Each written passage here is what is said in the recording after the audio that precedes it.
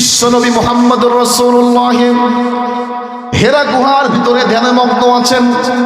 হঠাৎ করে হযরতে জিবরিল আমিন আলাইহিস সালাতু ওয়াস সালাম বিশ্বনবী মুহাম্মদুর রাসূলুল্লাহ সাল্লাল্লাহু আলাইহি ওয়াসাল্লামের দরবার পর্যন্ত চলে আসলেন।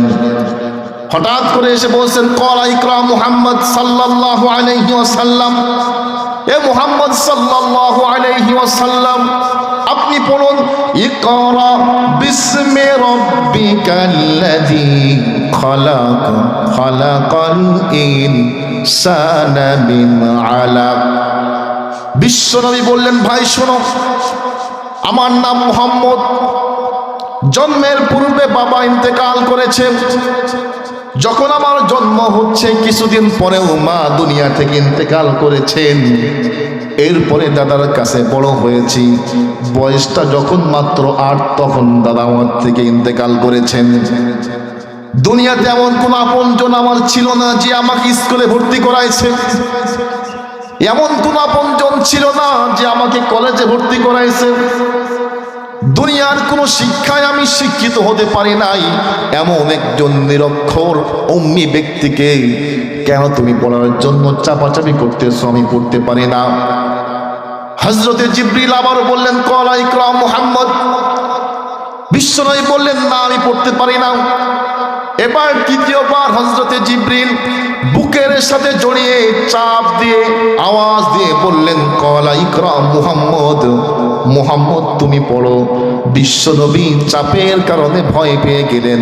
ভয়ের কারণে বিশ্বনবীর জবান দিয়ে অটোমেটিক বের হয়ে গিয়েছে, ইকরা বিসমি রাব্বিকাল্লাযী খালাক খালাকাল ইনসানা মিন আলাক। আল্লাহু আকবার।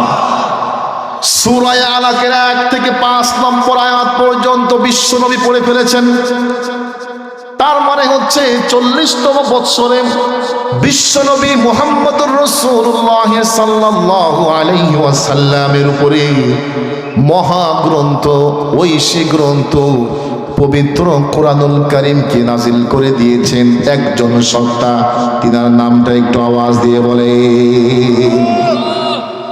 আল্লাহ পাক নাজিল করে দিলেন। এমত অবস্থায় বিশ্বনবী ভয় পেয়ে গেলেন। ভয় পাওয়ার কারণে বিশ্বনবী আর ধ্যানে লিপ্ত হলেন না। এবার চলে গেলেন বিশ্বনবী মুহাম্মদুর রাসূলুল্লাহ সাল্লাল্লাহু আলাইহি ওয়াসাল্লাম ঘর পর্যন্ত। ঘরের ভিতরে ঢুকে আওয়াজ করলেন। আওয়াজ দেওয়ার সঙ্গে সঙ্গে আম্মা জান হযরতে খাদিজাতুল কুবরা রাদিয়াল্লাহু তাআলা আনহা ঘরের দরজা খুলে দিলেন। বিশ্বনবী বললেন, খাদিজা জাম্মিলুনি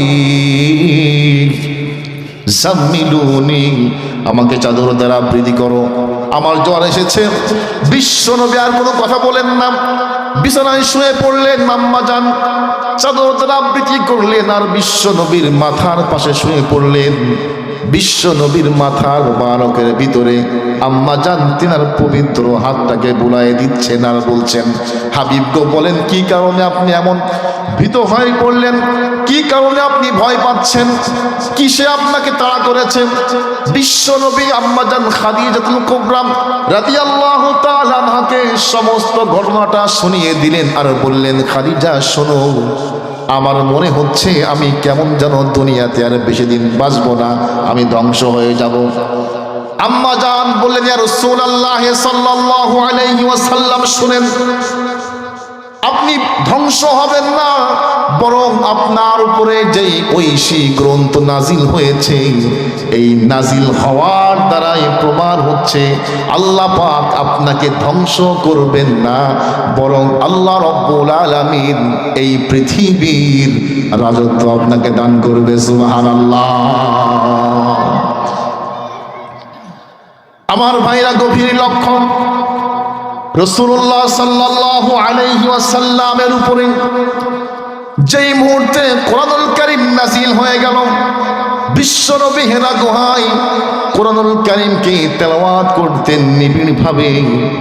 এখনো পর্যন্ত ইসলামের পরিপূর্ণ দায়িত্ব আসে নাই। এখনো পর্যন্ত নামাজের দায়িত্ব আসে নাই, এখনো পর্যন্ত রোজার দায়িত্ব আসে নাই, আল্লাহর রাস্তায় জিহাদ করার দায়িত্ব এখনো পর্যন্ত আসে নাই। শুধুমাত্র বিশ্ব নবীর উপরে কোরআনুল কারীমের আয়াতগুলো নাজিল হচ্ছেন, আর বিশ্ব নবী আয়াতগুলোকে মুখস্থ করার জন্য জোরে জোরে জিহ্বাকে নাড়াচ্ছেন। আল্লাহ রাব্বুল আলামিন তিনার হাবিবের এই কষ্টকে আরশে আজিম থেকে লক্ষ্য করলেন, সঙ্গে সঙ্গে পবিত্র কোরআনুল কারীমের আয়াতকে আল্লাহ পাক নাজিল করলেন। আল্লাহ রাব্বুল আলামিন তিনার হাবিবকে জানিয়ে দিলেন, হাবিব শুনেন, লা তুহাররিক বিহি লিসানাকা লিতাআজালা বি ইন্না আলাইনা জামআহু ওয়া কুরআনা। আল্লাহু আকবার। হাবিব শুনেন, আপনি কোরআনকে আত্মস্থ করার জন্য, কোরআনকে বোঝার জন্য, কোরআনকে বুকে ধারণ করার জন্য এত পরিমাণ চেষ্টা করার দরকার না, জিহ্বাটা বেশি পরিমাণ নাড়ানোর দরকার নাই। তার কারণ আমি আল্লাহ রাব্বুল আলামিন এই কোরআনকে পৃথিবীর জমিনে পাঠিয়েছি শুধুমাত্র আপনার জন্য, আপনার উপরেই আপনাকে কোরআনের মাধ্যমে আল্লাহ পাক পৃথিবীতে সম্মানিত করবেন। সুবহানাল্লাহ। সুতরাং এই কোরআনকে আমি আপনার হৃদয়ের ভিতরে, আপনার কলবের ভিতরে, আপনার সিনার ভিতরে অতি সুন্দর করে সংরক্ষণ করব।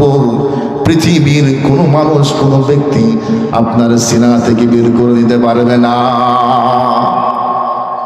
আমার ভাইরা, বিশ্বনবী মুহাম্মদুর রাসূলুল্লাহ সাল্লাল্লাহু আলাইহি ওয়াসাল্লাম কোরআনুল কারীমের আয়াতকে তেলাওয়াত করতেন হেরা গুহার ভিতরে। এত মধুর আয়াত, এত মধুর তেলাওয়াত, এত মধুর কণ্ঠ। বিশ্বনবীর তেলাওয়াতকে শোনার জন্য ওই সময় মক্কার যেই সমস্ত কাফের ছিল, মক্কার যেই সমস্ত লিডাররা ছিল, বিশ্বনবীর তেলাওয়াতকে শোনার জন্য চুপি চুপি তারা হেরা গুহার পর্বতের কিনারা পর্যন্ত চলে যাইত। বিশ্ব নবী যে আয়াতকে তেলাওয়াত করত, তারা সেই আয়াতকে গভীর থেকে গভীর মনোযোগ দিয়ে শুনত। সুবহানাল্লাহ। এক পর্যায়ে যখন মক্কার কাফের লিডাররা বিষয়টাকে অত্যন্ত গভীরভাবে লক্ষ্য করলো, হায়রে মুহাম্মদ যে আয়াত তেলাওয়াত করছে, মুহাম্মদ যে কালাম মানুষকে শোনাচ্ছে, যদি আমরা সকলেই মুহাম্মদের তেলাওয়াতকে শোনার জন্য, মুহাম্মদের কালামকে শোনার জন্য ওই হেরা গুহায় গিয়ে ভিড় করি, তাহলে অচিরেই মানুষ বুঝে ফেলবে আমাদের হাতে কোনো কিছুই নাই। লাত উজ্জা বলতে কোনো কিছুই না, লাত মানাত বলতে কোনো কিছুই না। মুহাম্মদ যেই রবের দাওয়াত দিচ্ছে, মানুষ সেই রবকে গ্রহণ করবে, আমাদেরকে নেতা হিসাবে গ্রহণ করবে না। কথা বলেন ঠিক কিনা? এই জন্য তারা সিদ্ধান্ত গ্রহণ করলো, না না না, মুহাম্মদ যেই কালামকে, মুহাম্মদ যেই কোরআনের বাণীকে বিশ্বব্যাপী ছড়িয়ে দেওয়ার মিশন গ্রহণ করেছে, কোনোভাবেই মুহাম্মদের মিশনকে সাকসেসফুল হতে দেওয়া যাবে না। আল্লাহ রাব্বুল আলামিন তাদের এই কথাগুলোকে কোরআনুল কারীমের ভিতরে সুন্দর করে বর্ণনা করেছেন। আল্লাহ পাক জানিয়ে দিচ্ছেন, ওয়াকালাল্লাযীনা কাফারু লা তাসমাউ লিহাদাল কুরআনি ওয়ালগাউ ফীহি লাআল্লাকুম ইয়াগলিবুন। আল্লাহু আকবার।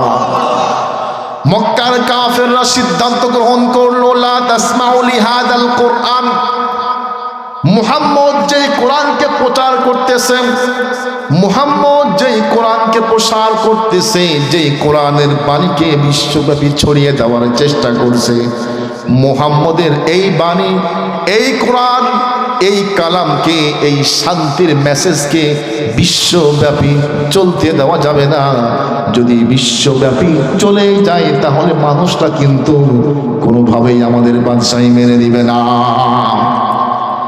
এই মেসেজ যখন বিশ্বনবী মুহাম্মদুর রাসূলুল্লাহ সাল্লাল্লাহু আলাইহি ওয়াসাল্লাম পর্যন্ত পৌঁছে গেল, বিশ্বনবী চিন্তায় পড়ে গেলেন, হায় রে, এখনো পর্যন্ত মানুষরা কোরআনের ছায়ার নিচে আসে নাই, এখনো পর্যন্ত মানুষরা ইসলামকে চিনতে পারে নাই, এখনো পর্যন্ত মানুষরা কালেমা চিনে নাই, এখনো পর্যন্ত মানুষরা তাওহীদ বুঝে নাই, এখনো পর্যন্ত মানুষরা দ্বীন বুঝে নাই, ধর্ম বুঝে নাই, এখনো পর্যন্ত মানুষরা সঠিকভাবে দ্বীনকে অনুধাবন করতে পারে নাই। এমত অবস্থায় যদি মক্কার বাসীর পক্ষ থেকে কোরআনের আলোকে স্তব্ধ করে দেওয়া হয়, তাহলে আমি কিভাবে মানুষের কাছে তাওহীদের দাওয়াত দিব? বিশ্বনবী চিন্তায় পড়ে গেলেন। আল্লাহ রাব্বুল আলামিন বিশ্বনবীকে সঙ্গে সঙ্গে মেসেজের মাধ্যমে জানিয়ে দিলেন। আল্লাহ পাক কোরআনুল হাকিমের ভিতরে বলছেন, ইউরিদুনা লিইউতফিউ নূরাল্লাহি বিআফওয়াহিহিম ওয়াল্লাহু মুতিম্মু নূরিহি ওয়ালাউ কারিহাল কাফিরুন। আল্লাহু আকবার। বিশ্বনবীকে আল্লাহ পাক জানিয়ে দিচ্ছেন, হাবিব শুনেন, মক্কার যেই সমস্ত কাফেররা ফুৎকারের মাধ্যমে আমার কোরআনের বাতিকে, কোরআনের আলোকে নিভিয়ে দিতে চাই, আমি আল্লাহ রাব্বুল আলামিন তাদের ফুৎকারের মাধ্যমে কোরআনের আলোকে বিশ্বব্যাপী ছড়িয়ে দিব। চিৎকার দিয়ে বলেন আল্লাহু আকবার।